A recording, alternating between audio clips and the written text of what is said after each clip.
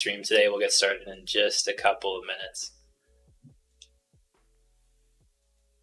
Today on the docket, we have a little riff that I'm going to do on how a lot of people are talking about the tools don't matter. You should just be able to be productive with whatever you choose to.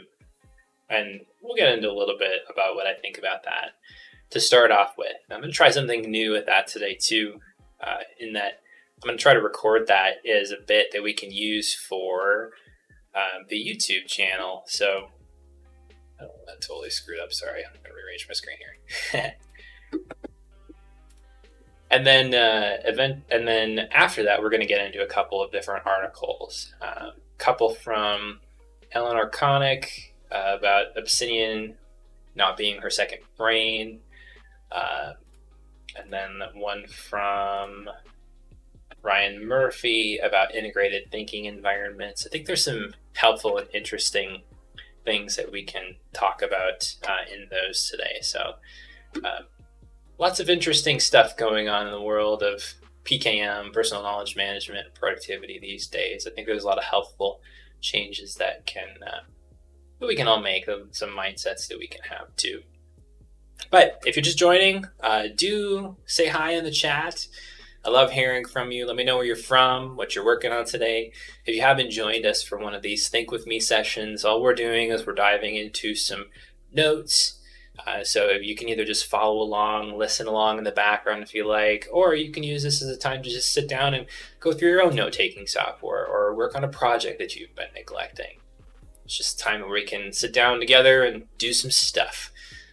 And then at the end, I will definitely take some questions. If you have questions about productivity or Obsidian, we'll try to queue those up for the end so that we can talk about them kind of all in one shot.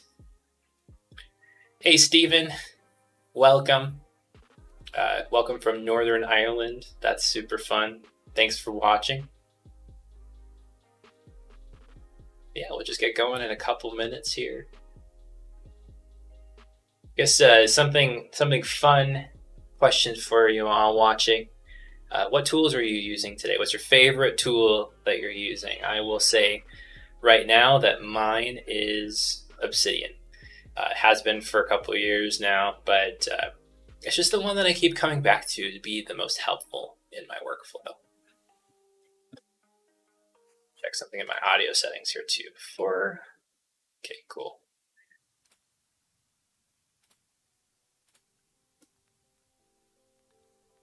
And Emacs, nice. I have dabbled with Emacs here and there, but I've never gotten myself to get over the learning curve of it. I know there's a lot of power in it.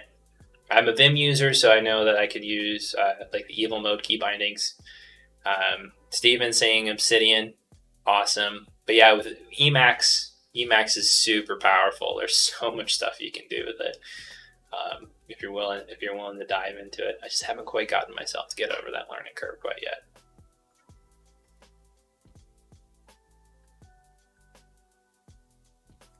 Even saying Camtasia for video output, that's fun too. I have just recently switched over to Windows from Mac, and I was using ScreenFlow on Mac, and that was really good. Now I'm just using Streamlabs OBS, and that's been working really nicely. I could probably convert over to just regular OBS if I wanted to, but I was familiar with Streamlabs already, so it works pretty nicely with my Stream Deck that I have here too for controlling stuff. So that's kind of where I'm sitting. But Camtasia, I've heard really good things about that as well, similar to ScreenFlow on the Mac you can use. So that's pretty fun. So yeah, in just a second, I'm gonna do a little riff on the tools don't matter, and then we'll start from that. I might stop and start a little bit in there for the editing side of the video, just so you guys y'all are aware of that. If it's a little chunky in the delivery, I haven't done this before, but we'll just see how it goes. But again, welcome. Leave in the chat if you're just joining what productivity tool or software that you're really enjoying right now.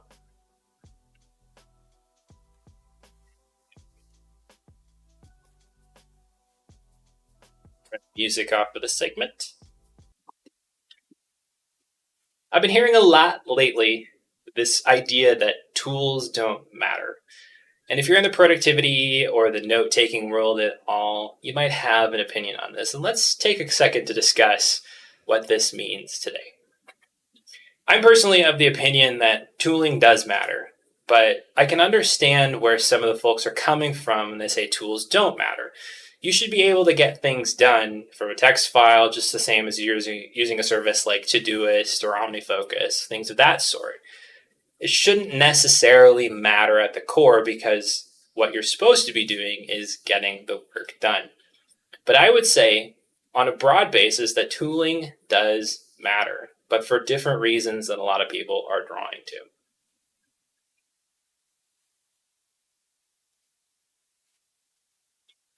By saying that tooling doesn't matter is a lot like saying that you should be by saying tooling doesn't matter, it's like telling a master woodworker that they should be using a screw to build a desk. Tools serve a specific purpose. They allow us to do things that we wouldn't be able to do without them. For example, I wouldn't be able to talk to you right now without this camera, this microphone, a computer, an internet connection, and YouTube. I just wouldn't be able to do it because the tools that they are allow me to do things that I wouldn't be able to do on my own. It's the same with productivity tools, with note-taking tools, integrated thinking environments. These things allow us to do things. These things allow us to do work that we wouldn't be able to do otherwise, or we wouldn't be able to do as well without them.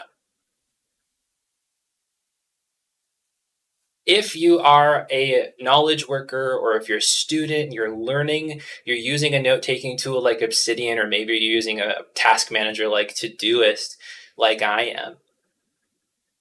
If you're a student or a knowledge worker, you're doing something creative, you're using a tool like Obsidian or Todoist to manage your task lists, I would consider you a craftsperson.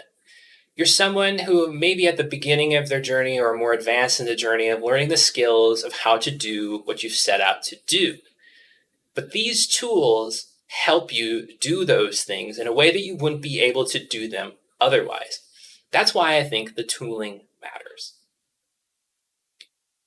I think the bigger problem is the systems that we come to.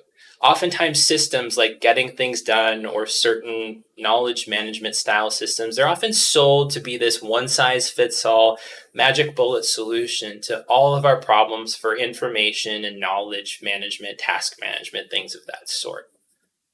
But that's not how knowledge work works.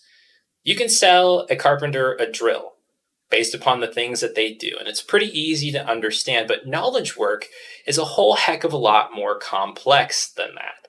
And as a result, it's challenging to serve people these one-size-fits-all solutions on a platter.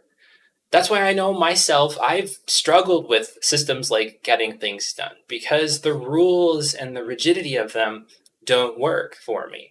It's why I've struggled with systems like time blocking that I know Cal Newport and others are really big proponents of because it doesn't jive with the way that my brain works. And so this whole idea that tools don't matter is kind of not true because they do, but it matters in the sense of finding a tool that works for you. So how do you find a tool that works for you? Well, I think the only way that you can do that is by experimentation. You have to just pick something, go with it, commit to using it for a while, see what works for you and see what doesn't. And then when you learn more about what you actually need, or you learn more about what you need in the given season of life that you're in, you can either continue using the tool that you're using, or you can pick something different. I've gone on this journey myself for a number of years now. I've bopped around from OmniFocus to the bullet journal to Todoist to Obsidian, back to Todoist, and I've tried a number of different productivity and task management tools. And each step in the journey, it isn't just switching for the sake of switching. I'm switching because my needs have changed, or I haven't been able to figure out how to do something that I need to do in a particular software. Maybe it's just flat out limitation of it. But the tools do matter because they enable you to do the work that you're doing better. And if the tool becomes a point of friction, either you need to change or the tool needs to change. So ultimately, it's not that tools don't matter, but it's that it's important to choose a tool that works with you to get what you need done. I would love to hear from you, though, about what you think about this. Do leave a comment below. Anyway, what do you guys think about this? I'm just going to respond a little bit to some of the chat here. Stephen is using Obsidian for tasking via many available apps. You have to be willing to fail. Yeah, you have to. I really, really agree with that. It's something that I've been thinking about a lot over the last few years. We've done a few different podcast episodes on things of that sort over time. I'm not really doing my podcast anymore, but if you haven't checked it out, it's at podcast.effectiveremotework.com. It's called Process. But it's something that I think is really important to experiment, because for a long time there, it was really like getting things done is the only way to do things. And I know that's not the case for everybody. And now it seems like this, the trend is more towards you have to be deeply focused all the time, and you have to do time blocking so you're focusing your time appropriately, and manage your time well. And I don't necessarily think that's the case either. I don't have the solution for everybody, because everybody's context and everybody's situation is different. And so I think it's important to keep a lot of that in mind when we are choosing productivity tools, when we're talking about productivity, when we're talking about note-taking, when we're talking about being effective, whether you're a remote worker, whether you're working in an office, whether you're self-employed, or whether you're working for a big company. It's all about finding something that works for you. And sometimes it's really simple. Like, some people can get by just with like a notebook and writing things down, or using a bullet journal. I, for one, can't do that solely because I have some needs that are a little bit bigger than what those things can handle for the way that my brain likes to work. Though I find high value in using something like an analog tool, because it just helps me disconnect and helps me keep better focus. But do let me know in the chat what you're thinking about this. We're going to get into doing some of the Think With Me articles for this week in just a second here.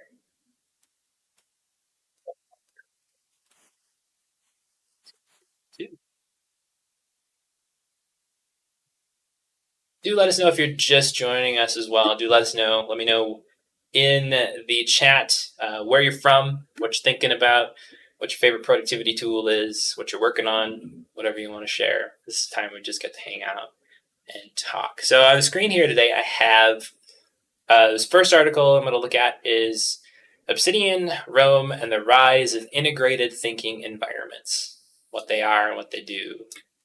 Post a link in the chat here for y'all if you're interested in following along. This is by Ryan Murphy. He and I have gotten to connect a little bit, which is pretty fun. He's a really smart guy. I think the key thing to pull out of this article is the idea of an integrated thinking environment. I know there's a lot of talk around, and I know Tiago Forte is one who's been driving a lot of this conversation, because people don't necessarily like the whole idea of tools for thought as a way to term note-taking tools or productivity tools, second brain tools. I know he's really pushing for second brain apps, but that's kind of a marketing thing in his world too, because he's got a whole methodology built around that, building a second brain. Whether you're into that or not doesn't really matter. But yeah, I just want to dive into this a little bit. I'm going to do a little progressive summarization with it. Just might spin off some permanent notes. And feel free to throw any questions about what we're talking about, or ideas, thoughts that you have in the chat too. I'd love to hear from you. Is it going again?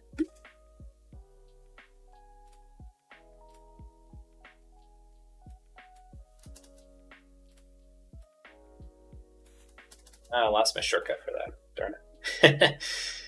Do this. I recently had an issue with Obsidian where I had to completely resync my entire vault because it came out of sync. Sync was uninitialized, and I lost probably a month's worth of notes synced. Thankfully, I had them all locally, so I could just merge them in. But as a result of that, I lost a bunch of settings, which is kind of annoying. But let's see. I can highlight a little more easily. So an integrated thinking environment is an app that provides tools to make thinking easier, enabling us to be more innovative.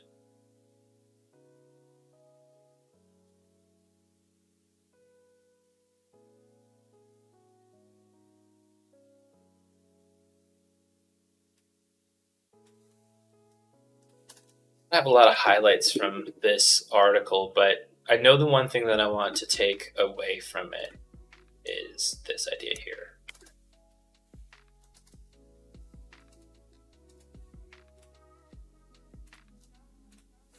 Pull out a definition note here.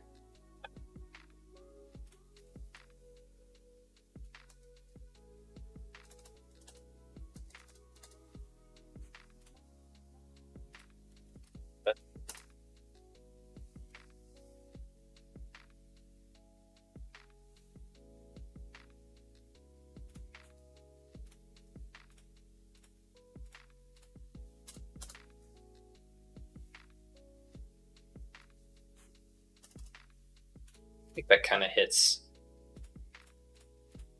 the gist of it anyway.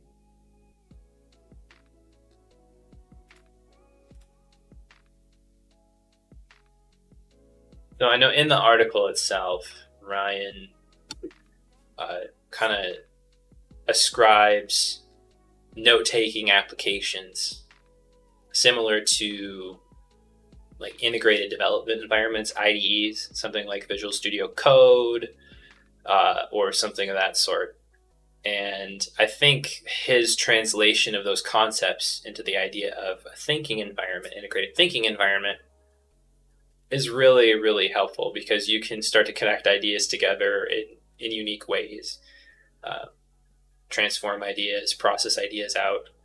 I think that's why I've personally enjoyed using something like Obsidian so much more than I have other tools in the past.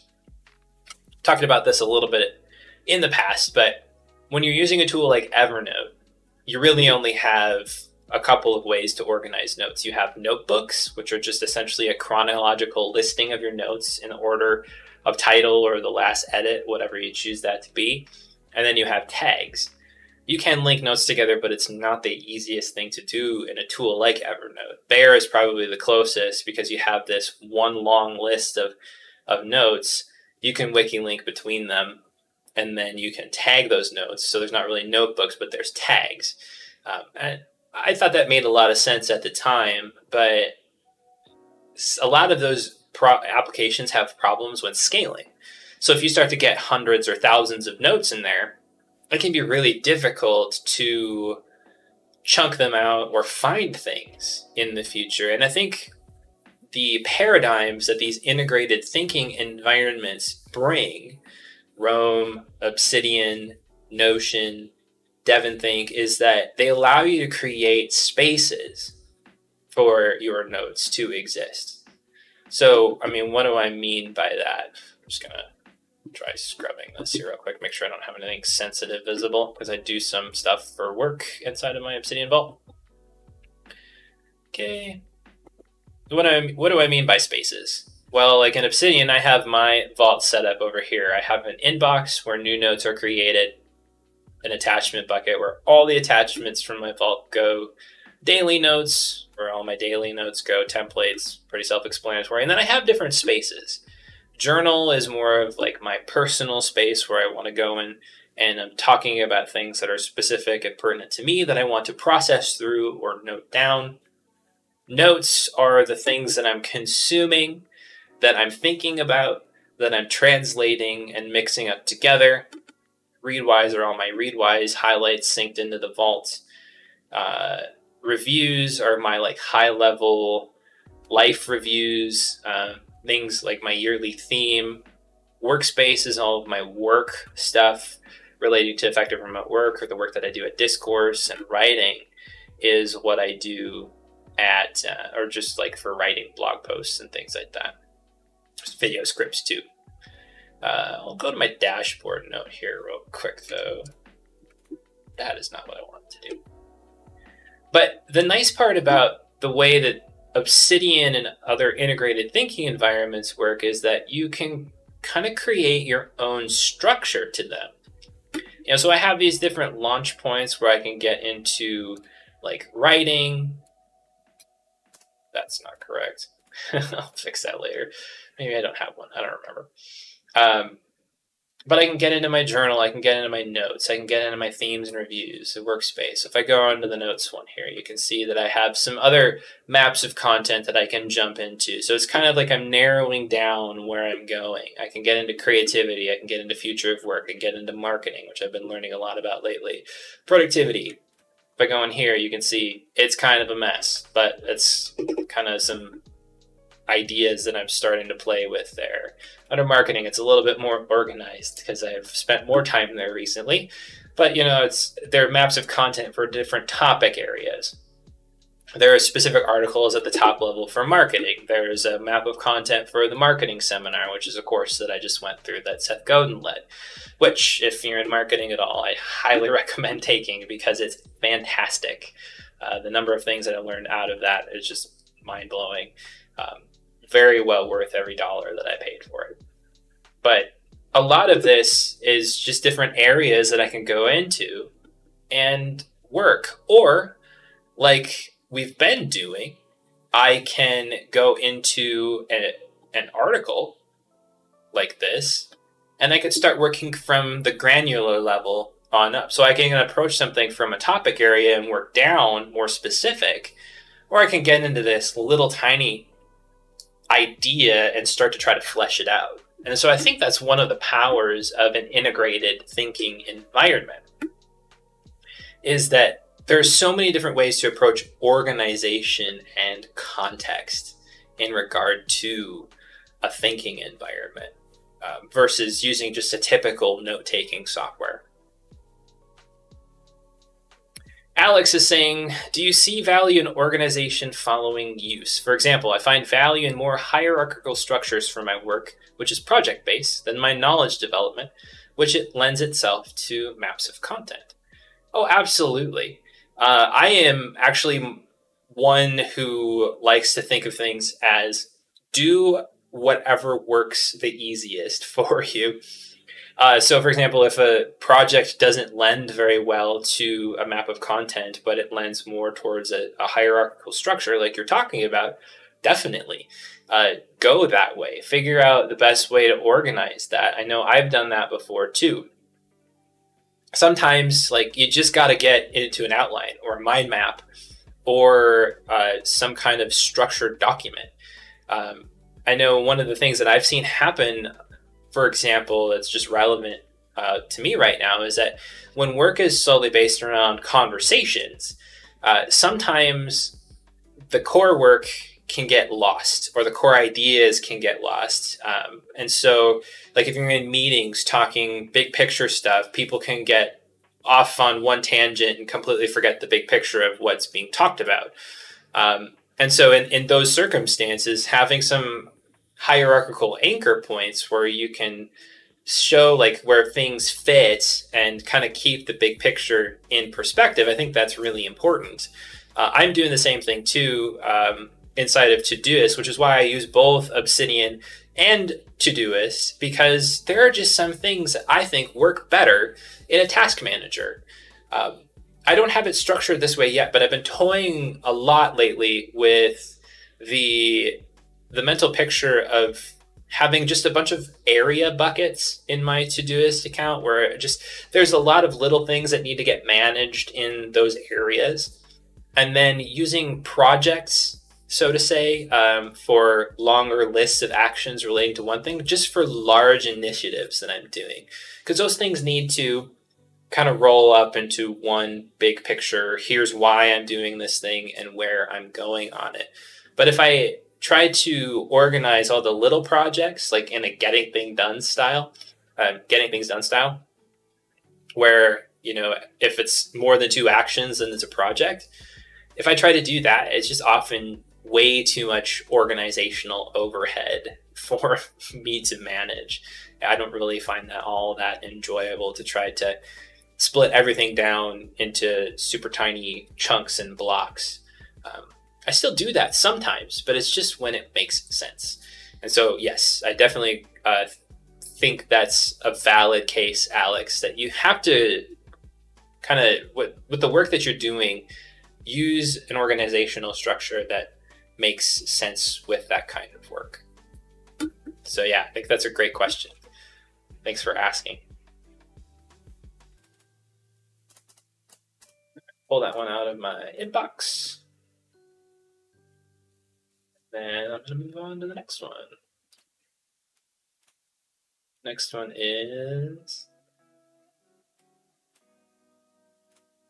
Eleanor Konick. Obsidian is my thinking environment, not my second brain. Got a link in the chat for y'all if you're interested in following along on this article if you haven't seen it yet. I think there's some really good insights in this one as well.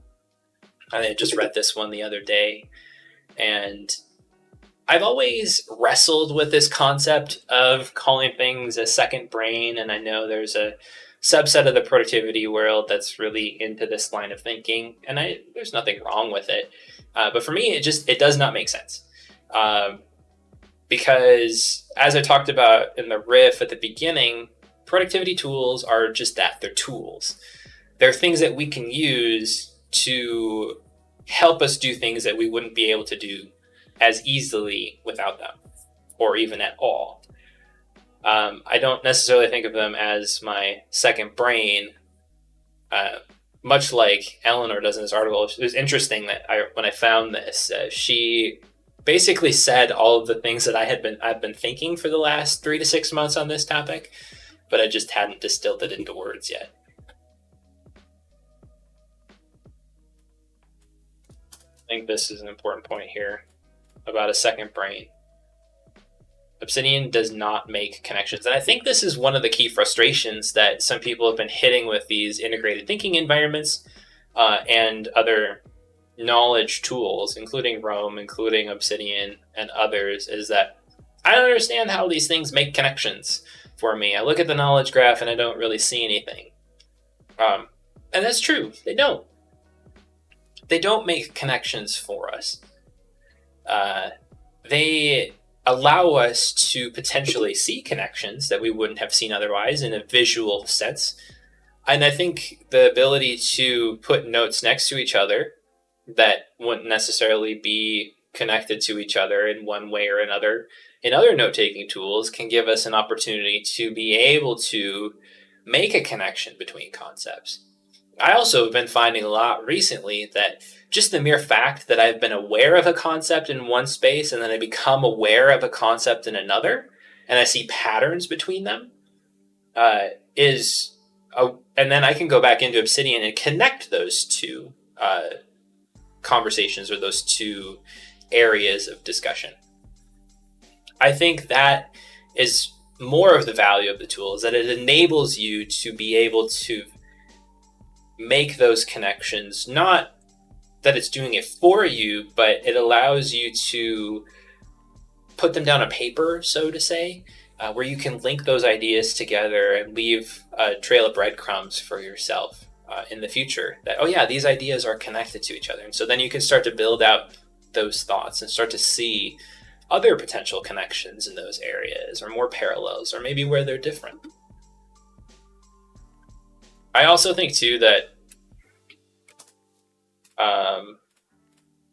I really don't have a good word for it, but there's a lot of views around tech and tools. So like technology is in a lot of ways going to save us as people.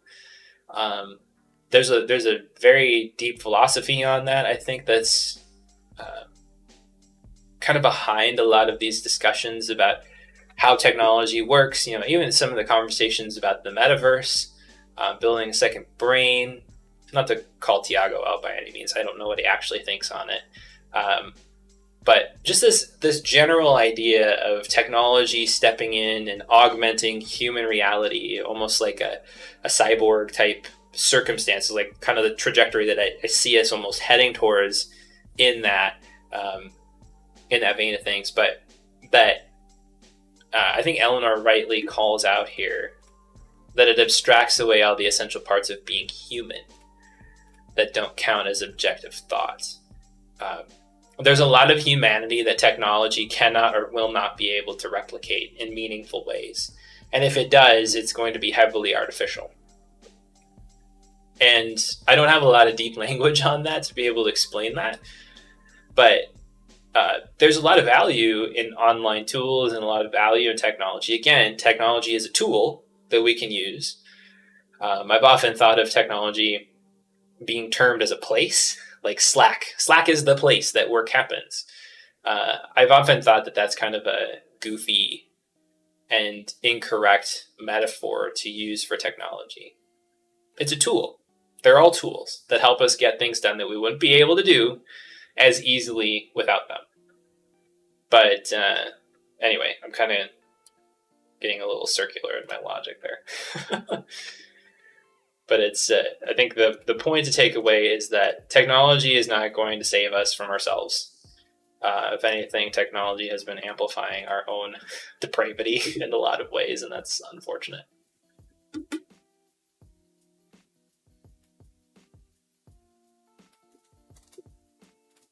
Justin's unpopular opinion of the day there.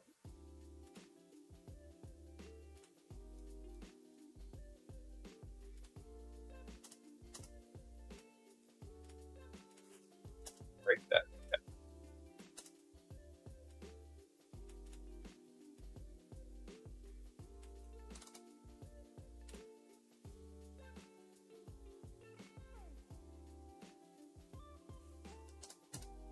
I need to do that because I have it turned down here. Just link it there. Boom.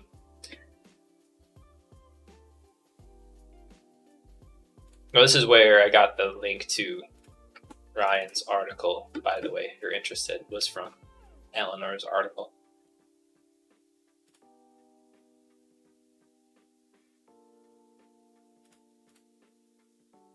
There is this idea when looking at the term tools for thought, because I'm really ambivalent on that term, tools for thought. I think it kind of hits on what things actually are, even though it's not necessarily super flashy or special, and it is broad. But I think there's this idea, and I can't remember where it came from, and I don't think I have it in my Obsidian vault anywhere, because I think I just randomly encountered it and didn't write it down, because that's the reality of life. But there's this thought that when we're approaching creative work, like I've got this notebook here. By the way, if you're looking for a recommendation on a good notebook for fountain pens to just think on things, the Rhodia Reverse book is a really great option.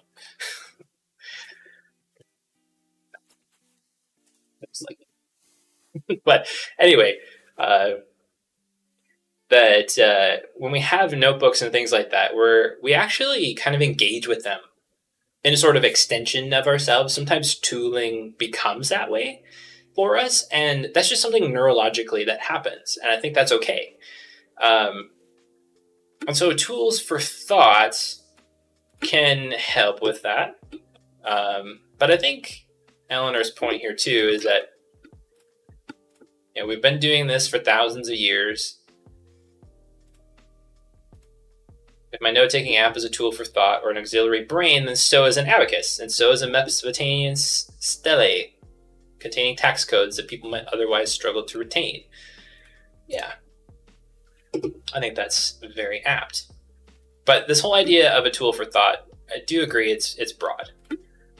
Integrated thinking environment does more accurately reflect. Alex is saying in the chat, second brain will not think for us, just as a task manager cannot tell us what we must work on next. You got it. I've been saying that for years, but I've been noticing this trend with people or they just want their task manager to tell them what to do. And I think I'm going to record a bit on this here, so just bear with me for a second. Oftentimes we want a task manager to tell us what to do. Just tell me what to do next. But one of the things that I have seen happen over the course of years is that people want their task manager to be almost sort of like a nagging mom. Where the mom comes into the room, is like, hey, have you cleaned your room yet? No, okay, I'll get on that. Hey, have you cleaned your room yet? No, okay, I'll get on that. Hey, have you cleaned your room yet? You need to get this done, otherwise there's going to be a consequence for you. Oh, okay, I'll get it done. And then you finally actually get it done. And there's a million different ways that we can approach this.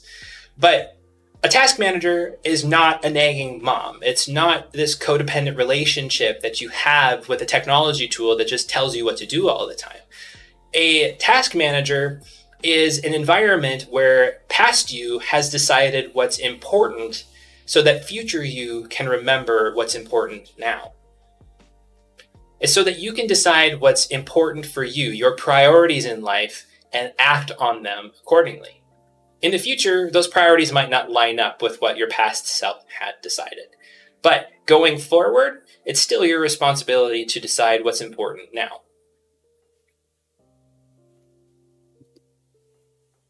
Anyway, I'm just experimenting with some different ways of recording things in this as I get ideas. So I figured might as well just be in the flow of doing it, right? Anyway, thanks for bearing with me and experimenting with that. If you find any of that helpful, just do let me know. Like if you think like, oh, that might be a good spot to record on, just let me know in the chat. I'd love to hear that.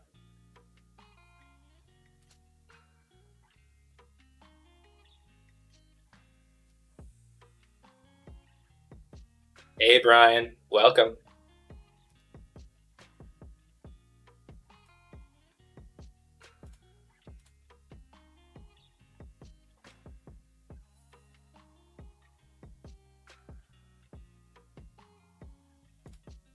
I think this is interesting here.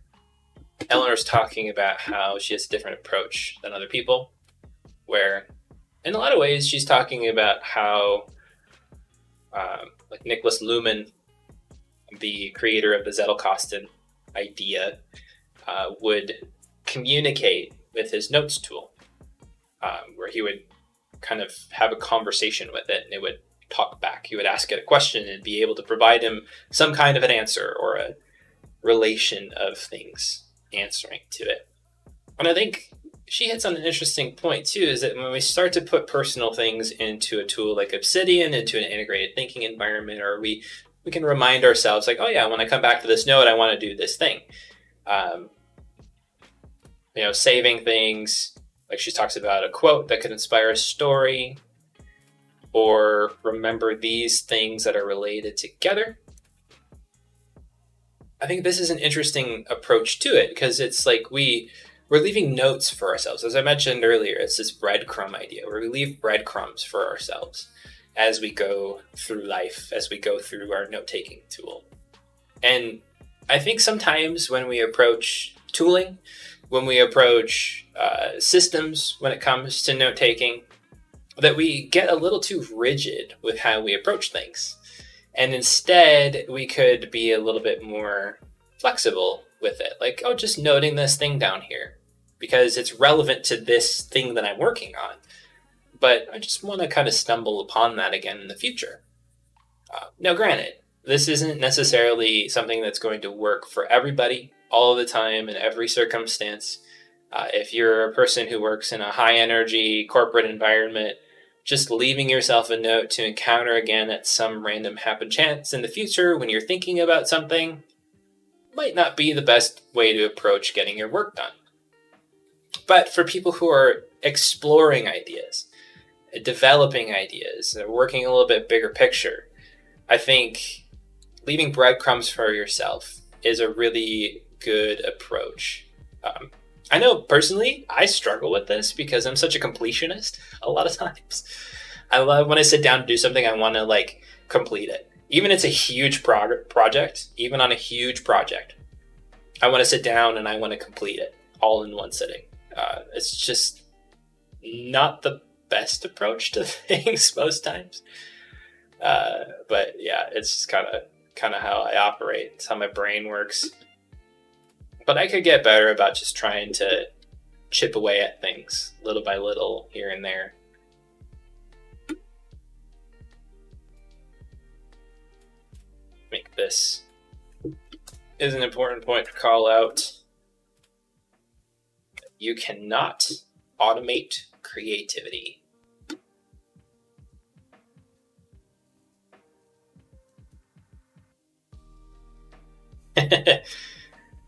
Yeah, I don't have ADHD or anything like that, but it's just the way I'm wired. I've always been a completionist, Brian. It's yeah, it's not always the best.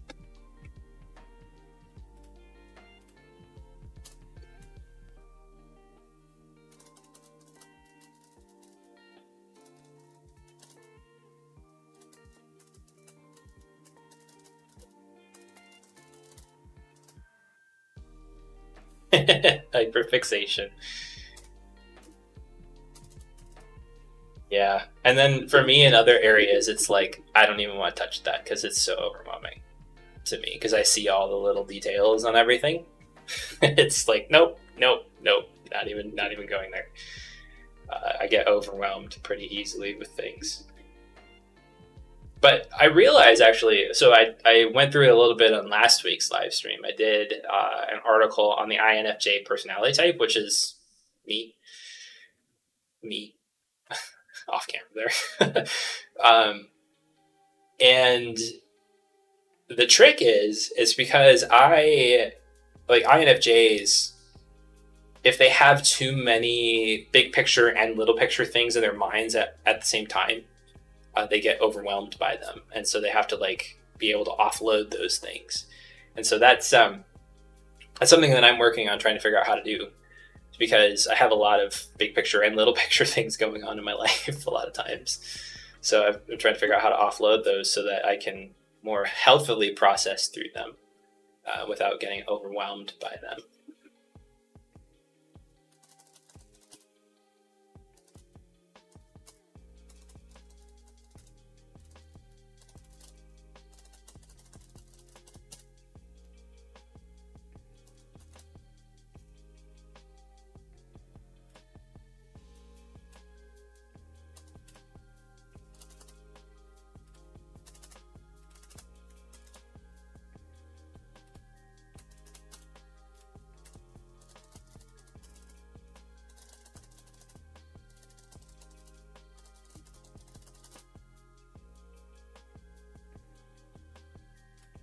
Well, that didn't make sense at all. I don't know where my brain went there.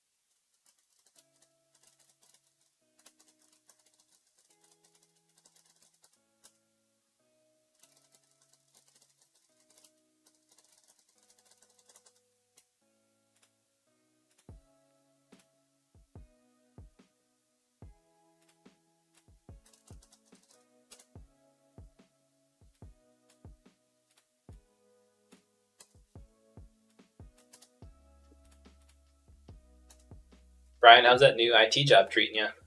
I know it's probably not so new anymore.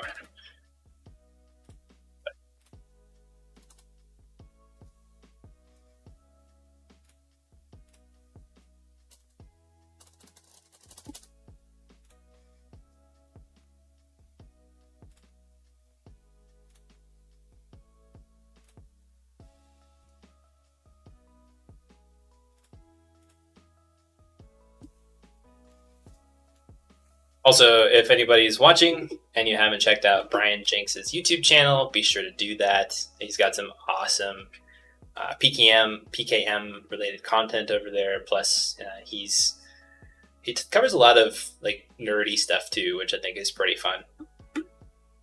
I haven't really dove into much of that, even though I can get in kind of a nerdy mode.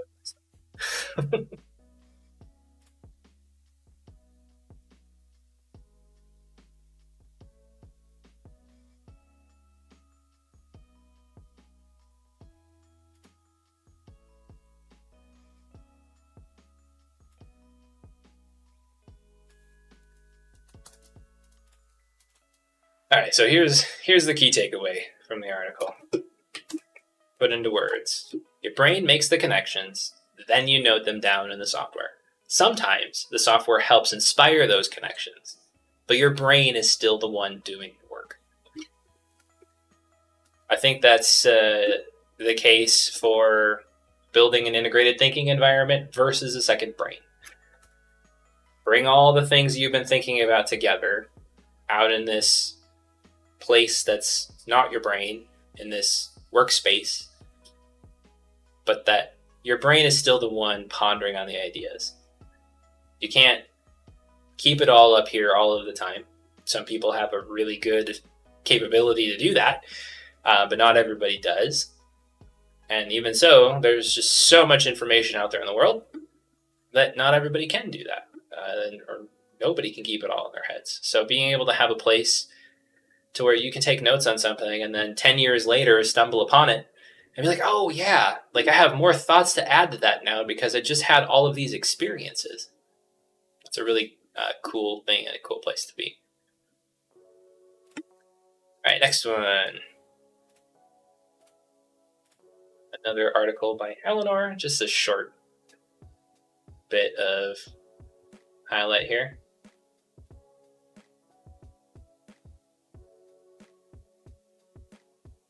So Steven's saying, last comment I made at 41 minutes, the search function on a computer is better than the brain version of that. Yeah, you're definitely right. Again, it's a tool. It's a tool that we can use to help us do things that we wouldn't be able to do otherwise, for sure. I know that's why I use Google all the time to look up things that I don't remember. It's so much faster to just search for something than to have to remember it. I think that's an adaptation that we've made in modern society. There's nothing wrong with that. I just think if we start to try to merge humans and technology together, I think we kind of tread into some very weird territory that might have implications on us that we don't necessarily want or have thought. Much like we didn't really think through the implications of social networks before developing them and pushing them on billions of people in the country and the planet, not just the country, the planet, and how that's impacted people.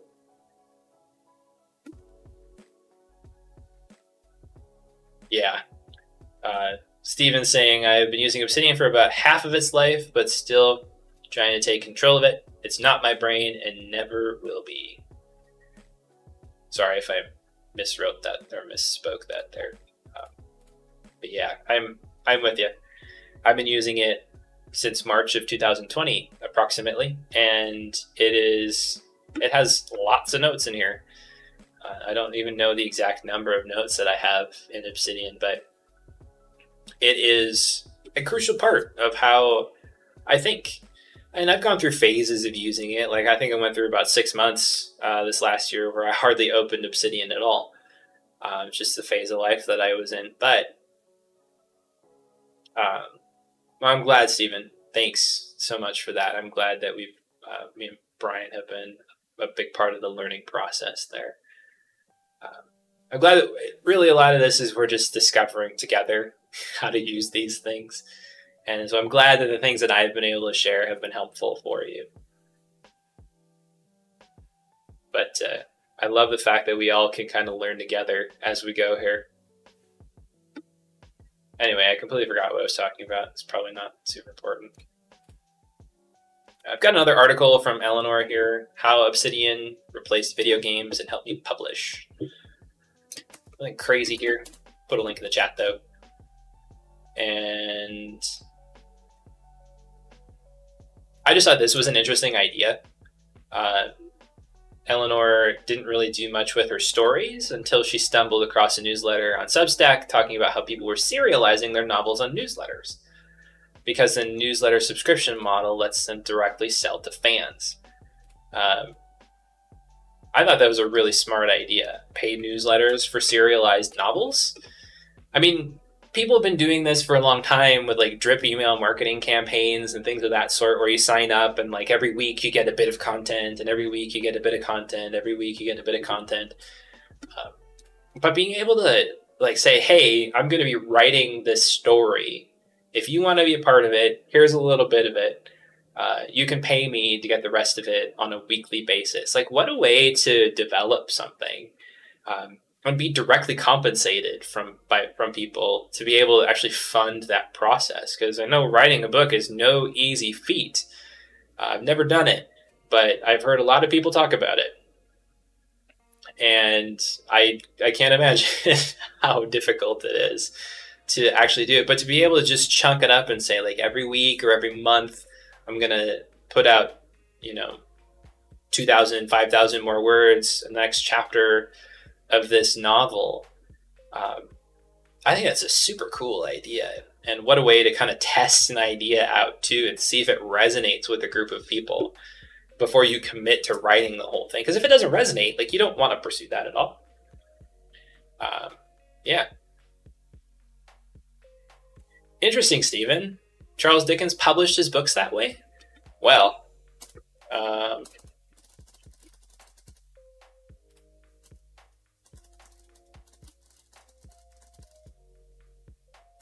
look that up. I had no idea that was the case.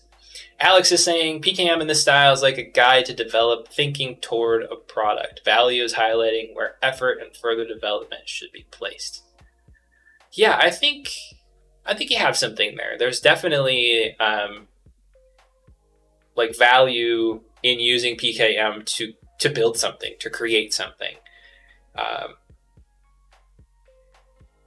I'd love to hear a little bit more what you think about that, or what your thoughts on it, if you can expand on that a little bit more. But I think you have an interesting idea there, Alex. So this is kind of what inspired my riff at the beginning here about the tool doesn't matter. Was just this little bit here. I've heard that over and over again. Tool doesn't matter. Features aren't important, but they are, because they enable you to do the things that you weren't able to do otherwise. Apparently, I'm just saying that over and over and over again in the live stream today.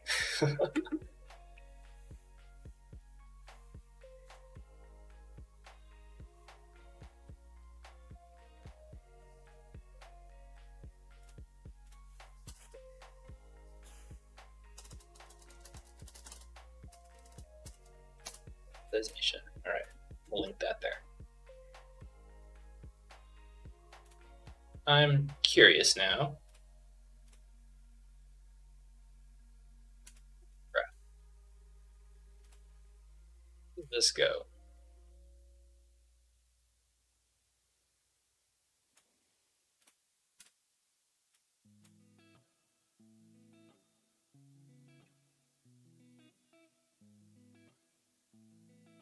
See, if you're looking here.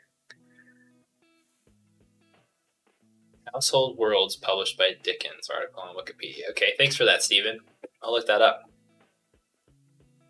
So as you can see, I've been looking into like monetizing blogs, YouTube channels, things like that. If anyone's interested in that, by the way, especially on YouTube, Channel Makers is an awesome channel. Nate over there, he does a fantastic job breaking down a YouTube channel. He's got like a bigger like course that he runs called Project 24, which is related to Income School over here, which is more on the affiliate marketing blog side of things. I'm definitely more into the YouTube end of things than I am on the blog side. I love producing YouTube videos more. They're so much more personal, but they're a lot more work than blogging is, I think, in some regards. But anyway, I was just curious to see where this link went. Some of the cool thing about taking notes like this is that you now have the tools to where you can satisfy your curiosity. Oh, I linked this word, monetization. Where does it go? Well, now I have this local graph that I can open up and see. Like, I can expand that out. Be like, oh, okay. I've got all of these semi-related things here now. Oh, I watched this video on August 10th, 2021. Okay, that's kind of cool. It's related to income school, blogging map of content, YouTube map of content. You can just get curious and kind of see these breadcrumbs you've left for yourself in a visual method versus just having to click through it. I like it. I think it's nice. Anyway, nothing too crazy out of that one. Let's see. Last one I had queued up today. I didn't. If anybody has any questions too, I'd love to take questions about productivity or PKM, personal knowledge management, Obsidian, remote work at all in just a minute here at the end of the stream. We'll be wrapping up probably about 10-15 minutes or so. So this is an article called The Long Tail and the Dip by Seth Godin.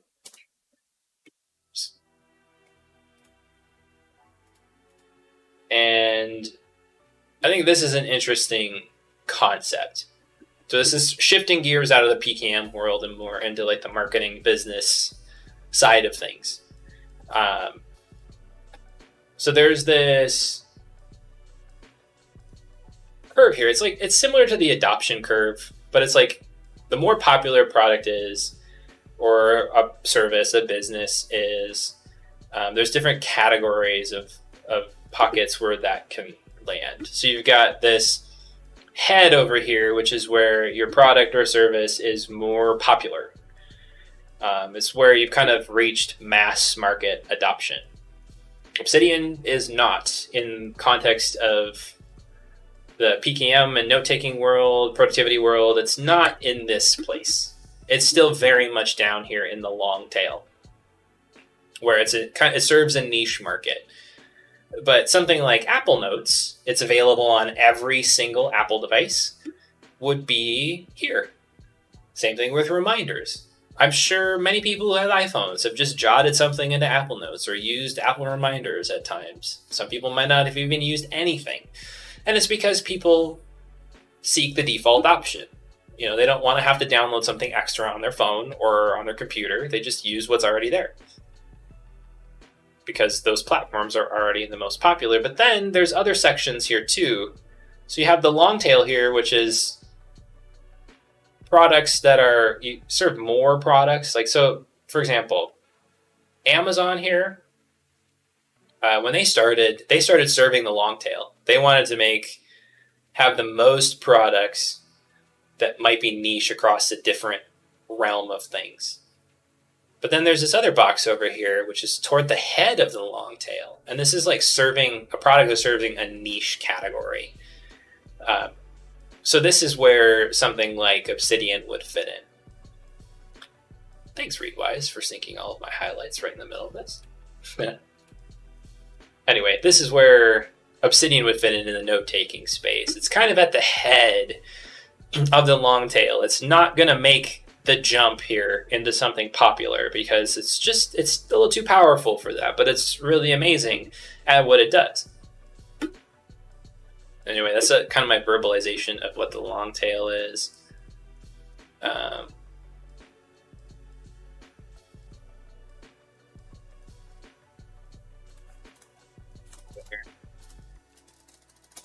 Business.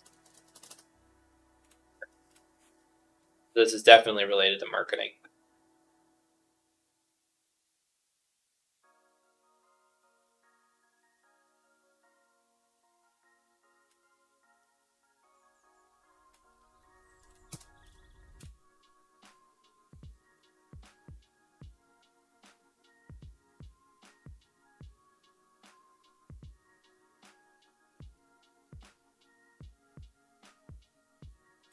here's an interesting thought process too. So if the idea here is if you don't make it in the mass market at the head of this power curve, really what it's called, that, you know, this misconception is that, oh, they'll take care of you. People will still buy your product out there. But the truth is that that's not true. Where if you're trying to market to the mass audience, you're not really marketing to a niche down here that will buy your product. As it's noted here, in order to become a mass market star, you make choices about features, pricing, and quality. And if you lose that game, there's no reason to believe that those choices are going to pay off for a different market. You build products, you do things for the people that you seek to serve. You don't just say, well, we failed at getting adopted into the mass market, so we're just going to pivot to the long tail and we'll market to them. Well, you got to rethink your product then at that point. Anyway.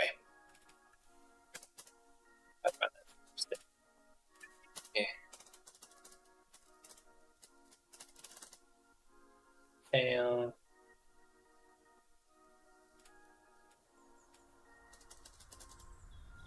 Curve. There we go.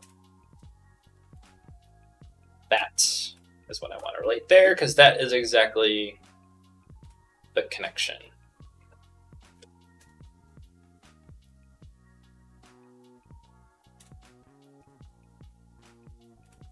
Yeah.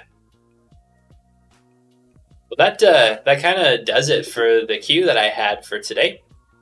If anybody has any questions or just wants to hang out and chat for a couple minutes, be sure to just say hi in the chat. Let me know where you're from, what your favorite productivity tools are. If there's anything today that you thought was interesting or that you'd love to see more of, I would love to hear from you on that. I know I can switch over to my GoPro here.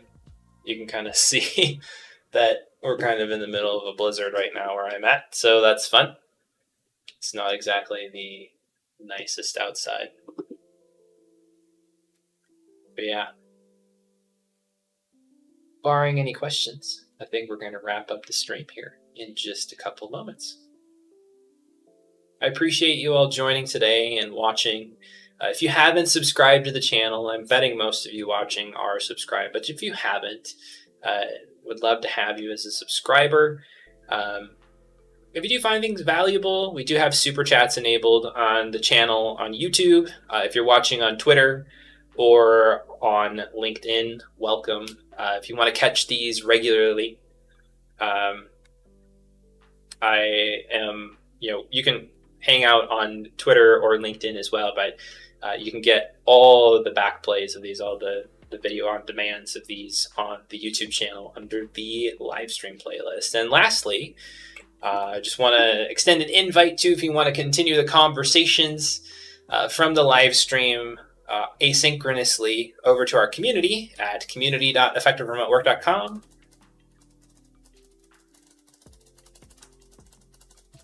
Type that in the chat because I don't have a short key for that. But if you want to hang out there, there's a number of us that are chatting about productivity tools and PKM and remote work there. Would love to have you over there. Stephen, I am based in northern Minnesota, so right now it's a balmy 19 degrees Fahrenheit, and we're getting quite a bit of snow, which is really fun. But yeah, I appreciate everybody for joining today. Thanks for tuning in. We're doing these every week at about 1 p.m. Central Time in the United States, so I'm not sure where that translates other places in the world, but that's about the time we're going to do it. I'll have an event created on all the platforms, YouTube, LinkedIn, and Twitter, because I'm using Restream to be able to do this. And if you want to join in, please do next week. I'd love to have you. I appreciated all your comments. Hey, welcome to the chat. We're just wrapping up here. 3 a.m., huh? Nice. Well, thanks for joining from where you are. It's nice to see everybody in the chat today. But I'm going to sign off, get some other things done yet today. I appreciate you all for joining, and I'll talk to you next week in our Think With Me